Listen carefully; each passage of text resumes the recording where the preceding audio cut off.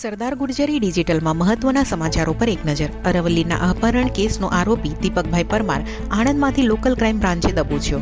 વિદ્યાનગરના બાકરોલ જોગણી માતા રોડ પર પૂડા ભરેલા ટેમ્પામાં ભીષણ આગ. ફાયર બ્રિગેડે આગ પર કાબુ મેળવ્યો. આણંદ એલસીબીએ ₹1,44,000ની પ્રતિબંધિત ચાઇનીઝ દોરીના જથ્થા સાથે 3 ઈસમો ઝડપ્યા. વડોદરાના બરાનપુરા જાસૂદ વિસ્તારમાં રિપેર કરાયેલો રસ્તો ગણતરીના કલાકોમાં ગેસ લાઇન નાખવા ખોદી નાખતા સ્થાનિકોનો રોષ. વડોદરામાં NH48 પર છોટા હાથી ટેમ્પો પલટી, ચાલકનું મોત, અન્ય યુવકને ઈજા.